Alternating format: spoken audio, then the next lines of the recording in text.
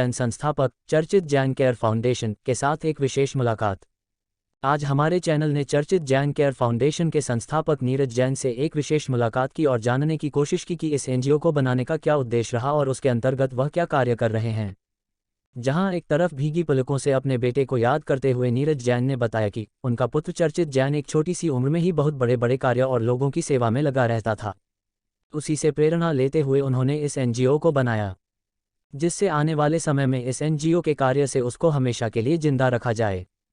उन्होंने कहा कि आज के दिन जब एनजीओ में कार्य करता हूं तो लगता है वह मेरे साथ है। वहीं नीरज जैन ने यह भी कहा कि हमें अपने और आने वाली अपनी पीढ़ियों के लिए सामाजिक कार्य करने चाहिए और कम से कम अपने आसपास साफ सफाई और हरियाली का विशेष ध्यान रखना चाहिए, जिससे हम आने वाली अपनी पीढ़ी को एक स्वच्छ वातावरण दे सके। उनसे पूछे जाने पर कि सरकार का भी तो इस पर कोई दायित्व बनता है। इस पर उन्होंने जवाब दिया कि सरकार अपना कार्य कर रही है और हर इंसान को अपना कार्य करना चाहिए, जिससे देश और आपके आसपास अच्छा विकास हो सके और हम इस स्वच्छ वातावरण में अपना और अपनों का जीवन स्वस्थ रख सके। आइए करते हैं बात नीरज जैन से और जानते कि उन्होंने क्या कहा अपनी एनजीओ के बारे में। मुकेश जौहरी के साथ नूतन पटवाल की विशेष रिपोर्ट। इस समय हम आए हैं इंदिरापुरम में चर्चित फाउंडेशन में और हमारे साथ हैं इस समय नीरज जैन जी, जो कि इसको चलाते हैं और इन्होंने अपने लड़के की मेमोरीज़ में ये बनाया है और ये समाज के लिए कार्य कर रहे हैं इस समय। और आने वाले समय में ये कहते हैं कि जब हम अपने घर की देखभाल कर सकते हैं तो हम अपने क्षेत्र की, अपने शहर की, अपने इलाके की देखभाल क्यों नहीं कर सकते। और इनको कोई भी अगर समस्या दिखती है आसपास सामाजिक तौर पर तो ये आगे बढ़कर आते हैं और उसको अपने हिसाब से उसको पूरा करने की कोशिश करते हैं। आइए इनसे एक विशेष बातचीत करते हैं कि जो ये इन्होंने फाउंडेशन बनाई है इसमें क्या क्या करते हैं और आने वाले समय में इनका क्या और विज़न है और इसको कैसे आगे बढ़ाएंगे।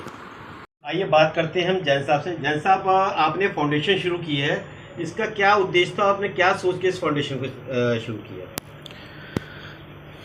ये मैंने अपने बेटे चर्चित जैन के मेमोरीज के लिए स्टार्ट की थी। मेरा एक उद्देश्य था इसका नाम जिंदा रखना। इसके जाने के बाद बस मेरा एक यही उद्देश्य रह गया कि इसको मरने नहीं देना, इसको ज़िंदा रखना है।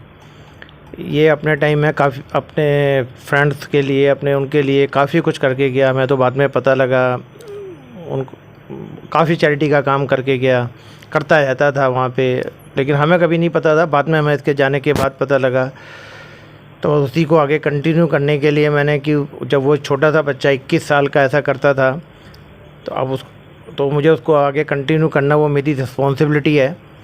उसी उद्देश्य से मैंने इसको आगे इसके नाम से फाउंडेशन बनाई हमने, चर्चित जैन केयर फाउंडेशन, जिसका हमारा उद्देश्य बस यही है कि इसकी मेमोरी ज़िंदा रहे और ये ज़िंदा रहे।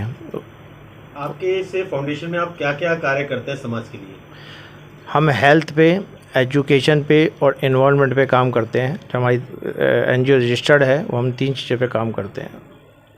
और आप जैसे सोशल वर्क कर रहे हैं तो आपको क्या लगता है कि समाज से क्या अपील करनी चाहिए जिससे समाज आगे आए और आप जैसे कार्य को वो अपना सहयोग दे और ये देश को, क्षेत्र को और विकसित कर पाए?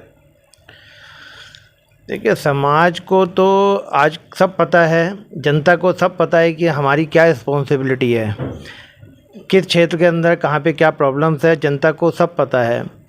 लेकिन मतलब दुख हमें यही है कि जनता आगे ही नहीं आती कभी। 95% जनता उदासीन है, जिसे बोलते हैं हम लोग।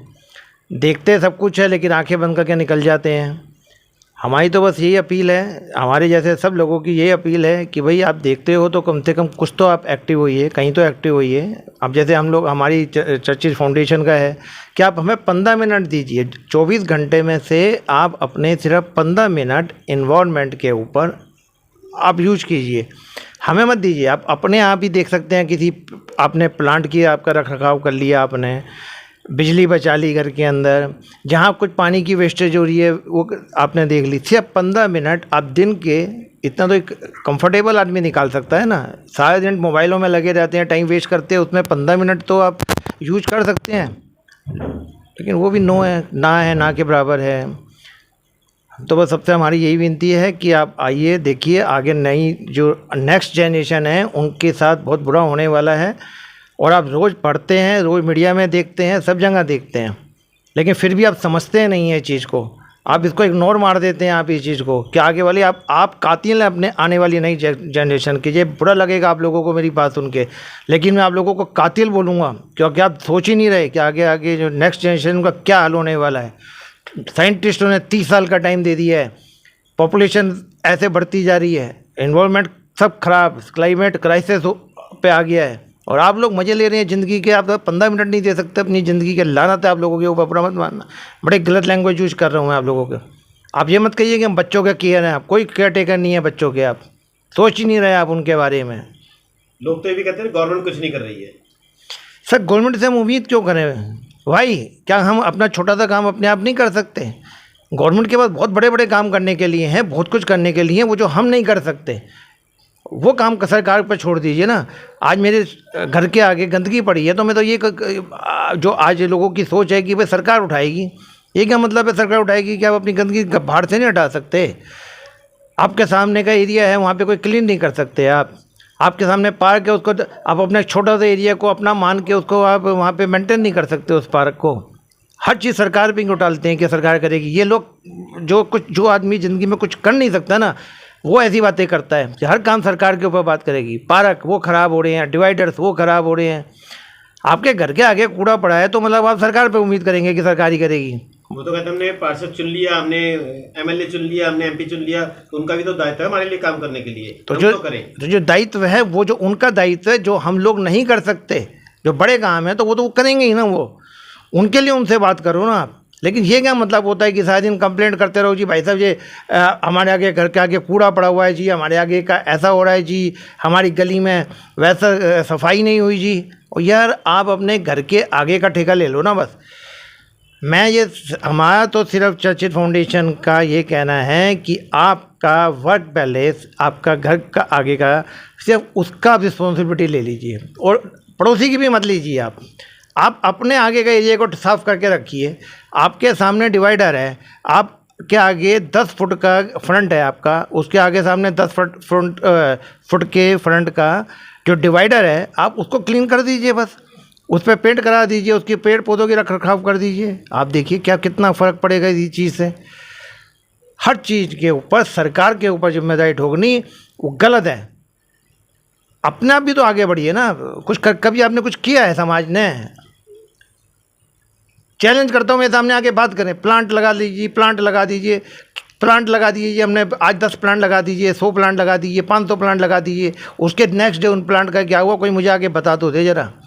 टेक केयर नहीं हो रही है एक दिन। हर चीज़ को समाज के ऊपर सरकार के ऊपर डालना ये हम लोगों की कमजोरी है, क्योंकि हम लोग मजबूत है ही नहीं हम लोग, क्योंकि हमें ज़िंदगी में आदत पड़ी हुई है खाली दूसरे के ऊपर टालना, बस अपने आप नहीं करना। हमें शाम को अपनी खुन्नक सोशल मीडिया पे उतार दी, सोशल मीडिया पे डाल दिया कि साला कोई कुछ काम नहीं करता, जबकि हम देख रहे हैं कि हम ही खुद नहीं कर सकते। हम एक सड़क पे उठ जा रहे हैं, पीक रहे हैं, थूक रहे हैं, कहीं हम प्लास्टिक फेंक रहे हैं, कहीं हम पन्नी फेंक रहे हैं। क्या कर रहे हैं भाई, हम क्या कर रहे हैं हम समाज के लिए? जैसा अब अंत में एक क्वेश्चन हो रहा है कि आपके साथ अगर कोई जुड़ना चाहता है वो कैसे जुड़ सकता है? आपकी कोई हेल्पलाइन नंबर है और आगे का आपका विज़न क्या है? देखिए, जुड़ने के लिए हमारे साथ जब मर्जी एनी टाइम जुड़ सकता है, निस्वार्थ भाव से जुड़े हमारे साथ। हमें काम करने वाले आदमी चाहिए, फ़ोटो खिंचवाने वाले बंदे नहीं चाहिए कि हमारे साथ जुड़े और हमारे NGO से कोई बेनिफिट अगर वो चाहेगी मिलेगा तो कुछ नहीं मिलेगा। निस्वार्थ भाव से पब्लिक के लिए सेवा भाव से जुड़ना चाहे तो जुड़ सकता है। जहाँ मतलब के लिए जुड़ना चाहे वो हमारे यहाँ कोई एंट्री नहीं है उसकी। हमारे यहाँ पैसे का कोई वो नहीं है, ठीक है ना, कि आपको हमारे यहाँ से किसी से पैसा निकालना है, ऐसा कुछ नहीं है। ना हमें किसी से कोई पैसा चाहिए, ना हम किसी से मांगते। हमारे अंदर जितनी अपनी हिम्मत है, हम चर्चित जैन केयर फाउंडेशन उतना ही काम करता है। चलिए, हम उम्मीद करते हैं जिस तरह आप आगे आए हैं इसी तरह और भी समाज के लोग आगे आएँ और साथ में चल के एक सुगम समाज बनाने की कोशिश करें। बहुत बहुत धन्यवाद जो आप कार्य कर रहे हैं। आप इसी तरह आगे बढ़ें और कार्य करते रहें। धन्यवाद।